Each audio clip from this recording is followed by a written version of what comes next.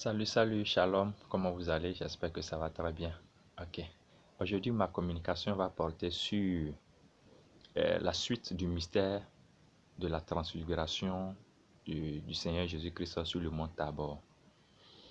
Euh, L'énergie que le Seigneur Jésus-Christ avait reçue lui a permis de supporter toute la souffrance de cet acte alchimique. En fait, la crucifixion du Seigneur Jésus-Christ, c'est de l'alchimie. De la manière dont on sacrifiait les veaux, c'est-à-dire les animaux, pour que nos péchés soient expirés dans l'Ancien Testament, les gens sacrifiaient les animaux pour se faire pardonner par le Seigneur Dieu très haut. Vous voyez? Mais jusqu'à aujourd'hui, il y a certaines religions qui le font. Tu sacrifies les animaux pour renouer l'alliance entre eux et Dieu, pour pardonner tous leurs péchés jusqu'à une période donnée, et ils renouvellent cet acte. Mais depuis que le Seigneur Jésus-Christ est venu lui-même se donner en tant que agneau de sang pur, en tant que sacrifice universel, et pour que nos péchés soient pardonnés, depuis ce temps, normalement, tous nos péchés sont pardonnés. Il n'y a plus de sacrifice à faire. L'essentiel, c'est de prendre conscience de cette réalité et de ne plus se considérer comme pécheur. Et si nous péchons, si nous continuons par pécher, c'est parce que nous suivons les pensées du diable. Vous voyez, nous continuons par suivre les pensées du diable. Or, nous avons cette capacité de nous repentir et de commencer par suivre les pensées du Seigneur Jésus-Christ. Vous voyez, les pensées de Dieu. Donc, c'est deux choses différentes. Deux choses différentes. Si tu continues par pécher, ça ne veut pas dire que tes péchés, tu es toujours un pécheur. Non, tu n'es plus un pécheur parce que tes péchés ont été pardonnés. Tu n'es plus un pécheur. Donc, tout péché que tu commets aujourd'hui a été déjà acheté par l'alchimie de la croix. Est-ce que vous voyez un peu?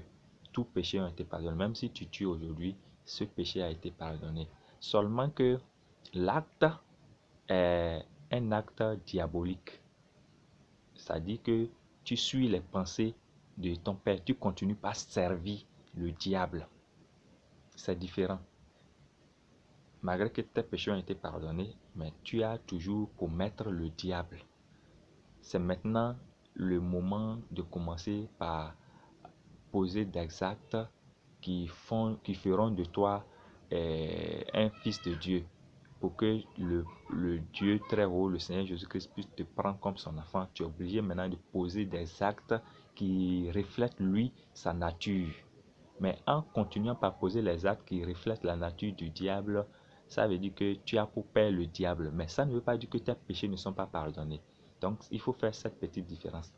Maintenant, je vous expliquais que l'énergie qu'a reçue le Seigneur Jésus-Christ sur le mont Tabor, cette énergie lui a permis de supporter toute la souffrance de la croix. Vous ne verrez nulle part dans la Bible où il est écrit que le Seigneur Jésus-Christ pleurait ou bien criait lorsqu'on le châtiait, lorsqu'on le tapait, lorsqu'on le poignardait par les flèches et autres. Ou bien lorsqu'il chargeait la croix, il pleurait ou bien criait de douleur. Vous ne verrez nulle part. Mais comment est-ce qu'un être en chair, qui lui aussi sent les douleurs, n'a pas pu crier à un seul instant qu'il a mal? Parce que la Bible ne ment pas. S'il avait crié à un certain moment, ou bien qu'il avait hurlé de douleur, la Bible écrirait. La preuve, lorsqu'il était en train de rendre son âme, il a dit, Eli, Eli, lama sabachthani. Oh mon Dieu, pourquoi m'as-tu abandonné? Je crois que c'est dans Matthieu 27, verset 46, si je ne me trompe. Donc, c'est un mystère. Et l'explication est quoi? L'énergie qu'a reçue le Christ sur le mont Tabor, cette énergie lui a permis d'être boosté, d'avoir le courage et la passion, l'amour. Ça a amplifié l'amour, sa compassion pour les humains, sa compassion de l'humanité, pour l'humanité plutôt. vous allez voir que ce que je vais expliquer, les grands sportifs ou bien les femmes qui accouchent savent de quoi je parle. Au fait, la douleur arrive à être supportée lorsque vous voyez la victoire de ce dont vous attendez. Un sportif qui se transcende, qui fait des exercices, ce n'est pas parce qu'il ne souffre pas, il souffre, mais il regarde le résultat des trophées ou bien des victoires qu'il aura lorsqu'il sera en train de compétir, lorsque ces exercices qu'il fait lui porteront des fruits. Il regarde aux fruits et cette espérance de victoire l'amène à oublier les douleurs. Quelqu'un peut courir sur des kilomètres rien que pour l'entraînement, mais en ayant dans les pensées cette joie qu'il va avoir de bons fruits à partir de cette souffrance-là. Donc cette souffrance devient une passion. C'est pourquoi on appelle ça la passion du Christ. Donc il n'est pas réveillé du jour au lendemain pour avoir cette capacité-là. Certes, il avait déjà une nature divine, mais l'énergie qu'il a reçue sur le mont Tabor l'a encore boosté. Parce que lui-même, à un certain moment, il a dit à Dieu, mais si tu peux m'éloigner de moi cette coupe. Parce que lui-même, il savait qu'il ne pouvait pas supporter toutes ces souffrances-là. Vous voyez? Donc même une femme enceinte, lorsqu'elle accouche, elle sent les douleurs. Mais elle regarde, elle pense déjà, elle voit déjà son bébé dans sa main. Donc déjà, l'espérance de voir son bébé en train de pleurer dans sa main fait qu'elle oublie même les douleurs. Elle supporte les douleurs de son accouchement parce qu'elle sait qu'après cette petite souffrance-là, elle va avoir quelque chose de merveilleux. C'était un peu ça. Le Christ souffrait lorsqu'on le tapait. Il sentait la douleur. Mais cette douleur est devenue une passion. Était une passion pour lui. Il savait que après cette souffrance-là, que toute l'humanité allait être sauvée, allait être pardonnée, que nous n'allons plus être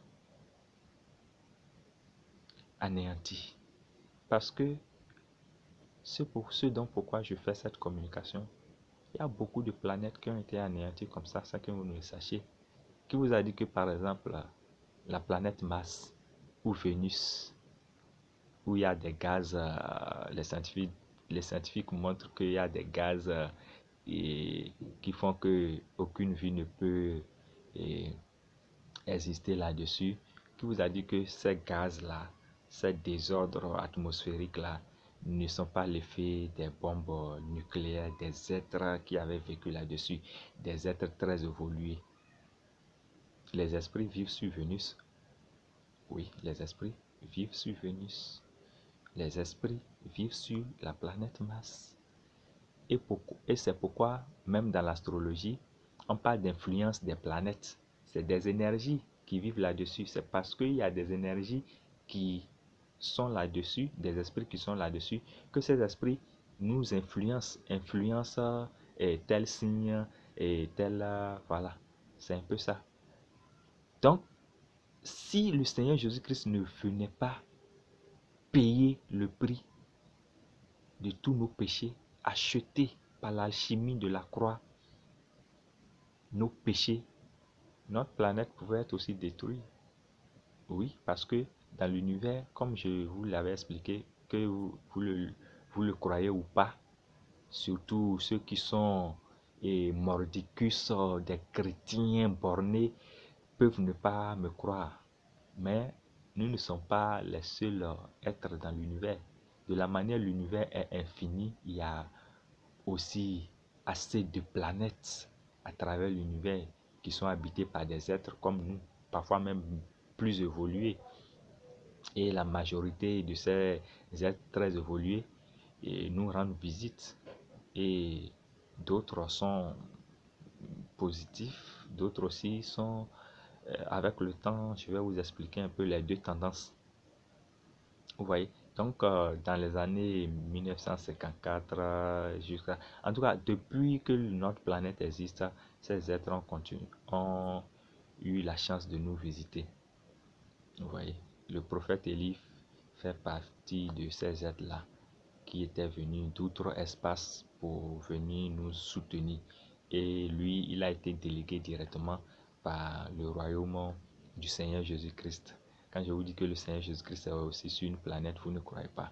Ça fait peut-être vos croyances. Voilà, c'est vos croyances si vous ne croyez pas. Moi, je sais de quoi je parle et je suis convaincu de ce que je vous affirme et de ce que je vous révèle.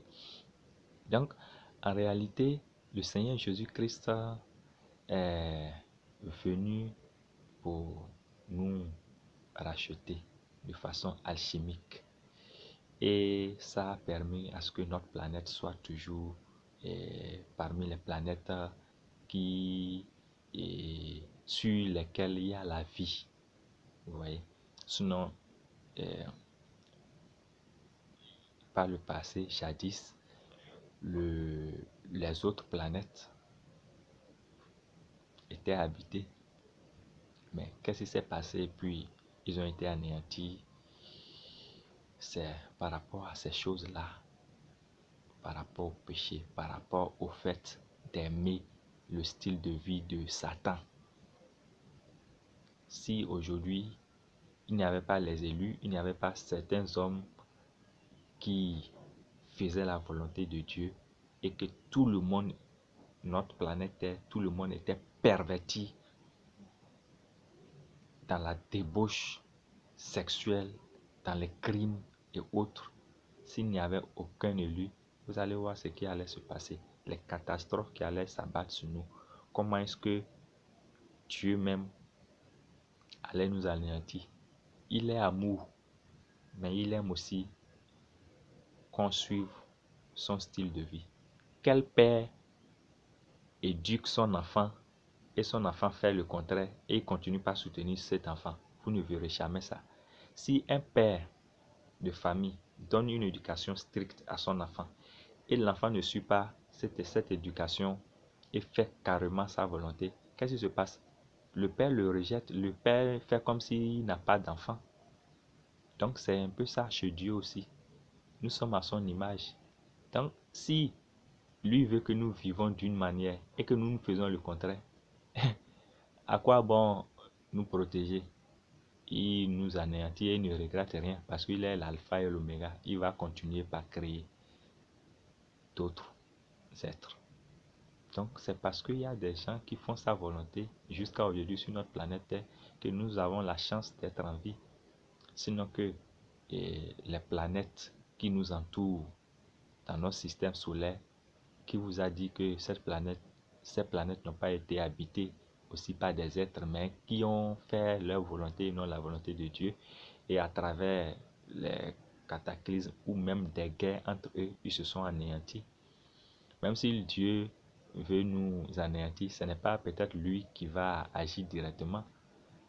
Il va nous laisser et nous allons nous entretuer, nous bombarder. Aujourd'hui, sur notre planète, n'y a-t-il pas des bombes nucléaires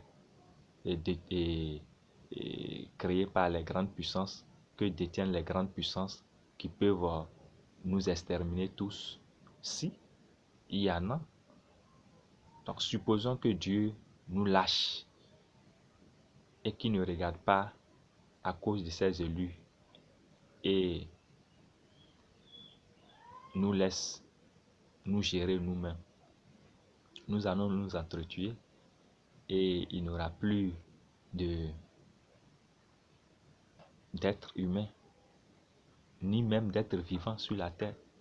Et en son temps, peut-être que d'autres explorateurs et d'autres planètes lointaines dans notre galaxie ou même sur d'autres galaxies viendront découvrir la planète Terre vierge,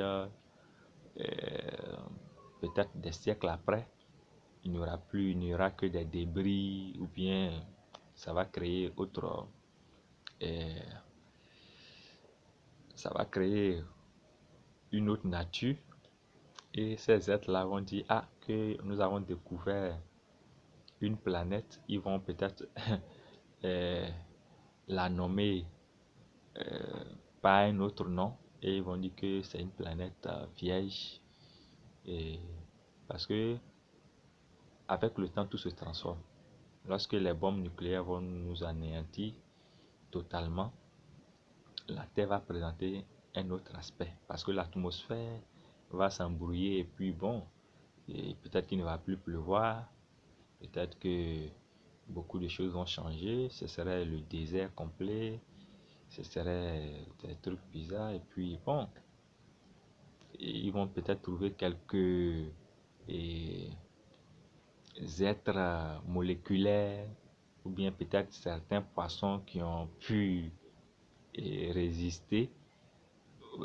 Et ces êtres-là ont dit que, qu'il y a des êtres qui vivent un peu comme nous découvrons certains molécules vivantes et ou sur planète Mars.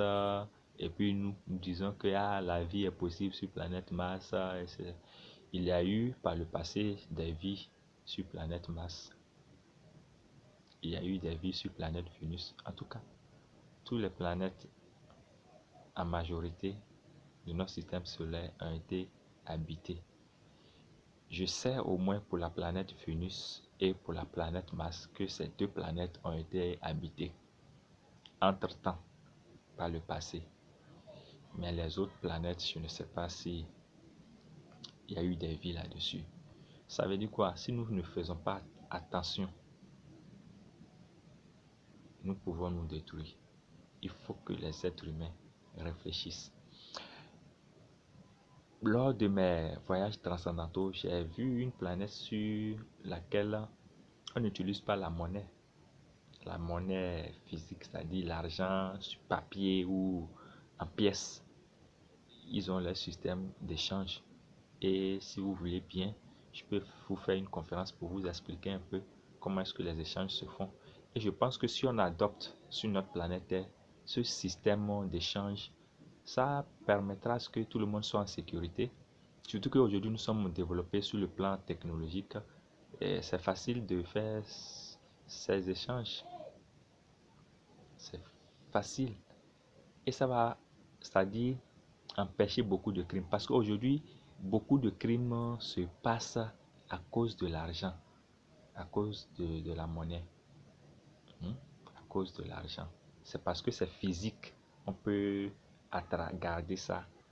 Que, bon. Or, si nous avons un système qui nous protège où les transactions peuvent se faire sans les échanges monétaires, forcément, ça nous sécurise de beaucoup de choses. Personne n'ira braquer l'autre pour dire qu'il veut prendre son bien, son argent, parce que tout est électronique. Vous voyez? Donc, réfléchissons un peu à ces réalités-là et cessons de nous faire du mal. Donc, en conclusion, le mystère de la transfiguration du Seigneur Jésus-Christ sur le mont Tabor lui a permis d'avoir cette énergie, cette puissance de résister à toutes les douleurs et des châtiments qu'on lui a infligés avant de le crucifier sur la croix. Ça l'a boosté à la passion. Ça lui a donné une force, un courage inébranlable. Vous voyez? Donc c'est un peu ça. Et tout sportif peut le faire. Parce qu'il y a déjà cette adrénaline en chacun de nous. Donc l'énergie que le Seigneur Jésus-Christ a reçue lui a permis d'amplifier l'adrénaline, la puissance de la passion et du courage en lui. Donc on pouvait même être en train de déchirer sa chair. Sa chair ne représentait plus rien pour lui. C'était comme s'il était anesthésié par la douleur. Il était anesthésié. Et la douleur, même quand on lui arrache la chair, il sentait la douleur, mais cette douleur devenait une passion. Parce qu'il il sait que cette souffrance-là va enfanter du positif, va enfanter des merveilles. Et ces merveilles, c'est quoi? C'est l'expiration de nos péchés. Nos péchés ont été pardonnés sur la croix. Donc voilà un peu ce qui s'est passé par rapport à l'énergie reçue sur le mont Tabor. Merci beaucoup. À tout à l'heure pour la communication suivante. Merci bien. Shalom.